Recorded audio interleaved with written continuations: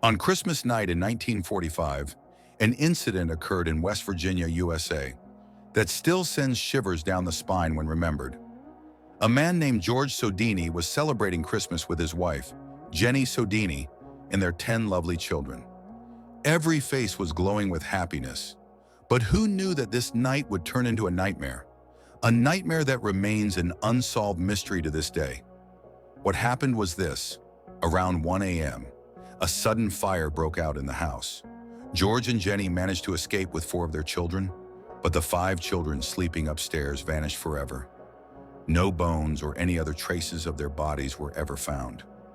Did they really burn in the fire, or were they kidnapped? Was the fire truly an accident, or was it deliberately set? This is not just a story, but a mystery that continues to baffle the world. Let's try to understand every aspect of this unsolved case. George Sodini was a hardworking Italian immigrant who was strongly opposed to the Italian dictator Benito Mussolini. This was the reason he was forced to leave Italy and settle in America. Speaking openly against the Italian dictator could have caused trouble for him, but he never showed any fear. In America, he ran a trucking business and fortunately owned his own home.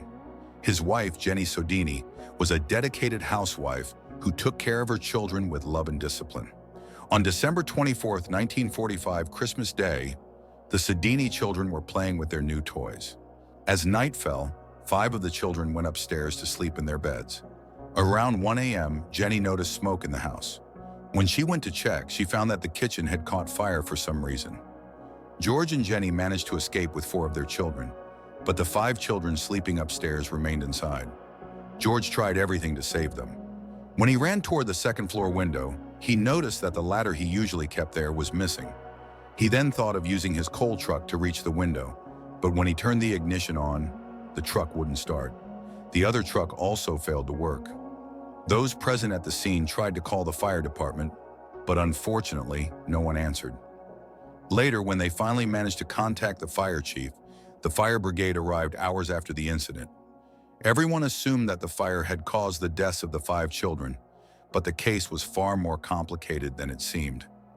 The next morning, when the investigation began, officials quickly closed the case, stating that the children had died in the fire. However, this explanation didn't make sense to anyone, as human bones cannot turn to ash even at 800 degrees Celsius, especially bones containing calcium, such as teeth, which don't burn even in a furnace. So how could it be that not one, but all 5 children's bones and teeth had completely vanished? Later, forensic investigations confirmed that the fire's duration and intensity were not enough to turn bones into ash. This was highly suspicious, and the Sodini family immediately rejected the investigation report.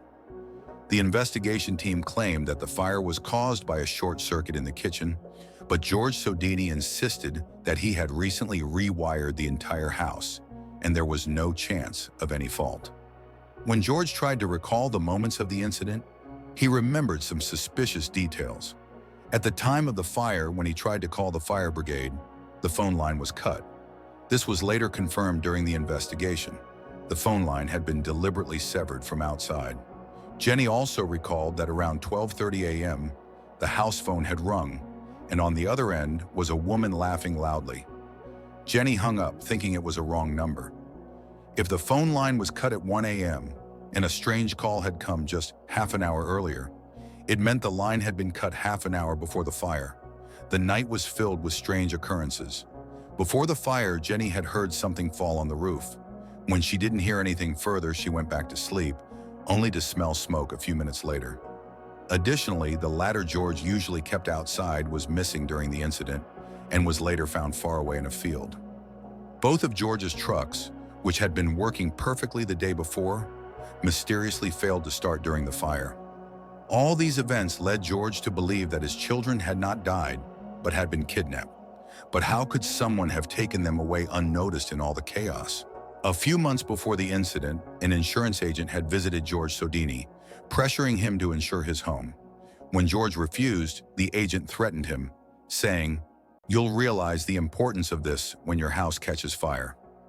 Could someone have used the fire as a distraction to kidnap the children? Another theory suggests that George Sodini's open criticism of Italian dictator Mussolini had angered the Italian mafia, who may have targeted him and taken control of his children. Some people even claimed to have seen the Sodini children in different places after the fire.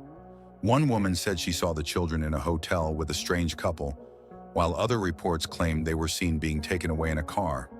A year after the incident, new evidence emerged. The investigation team, which had initially blamed the fire on a short circuit, was proven wrong. A new investigation revealed that the fire had been set intentionally. A bus driver passing by at the time reported seeing people throwing something like a fireball. Months later, when the snow melted, a round rubber object known as a pineapple bomb was found near the house. Jenny recalled the sound she had heard on the roof just before the fire. Perhaps it was this bomb. George and Jenny spent the rest of their lives trying to solve this mystery. They left no stone unturned and followed every possible lead. They even put up a large billboard with pictures of the missing children and offered a reward. Nearly 20 years later, in 1960, Jenny received a letter containing a photo of a man who closely resembled their son Louis. The letter simply read, "Louis Sodini, I love you, brother Frankie."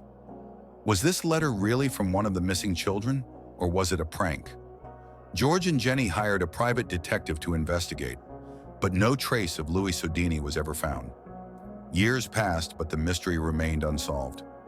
George Sodini passed away in 1969, and Jenny and their surviving children continued to search for answers about their missing siblings. After George's death, Jenny never left the family home. She built a fence around the house and added new rooms.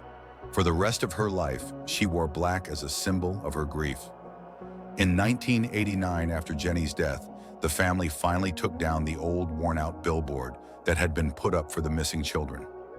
Were these children victims of a tragedy, or were they part of a larger conspiracy? This is a mystery that may never be solved. We hope you enjoyed this video from BugsToy Info. Please like and share it, and thank you for your loving comments. See you in the next exciting video.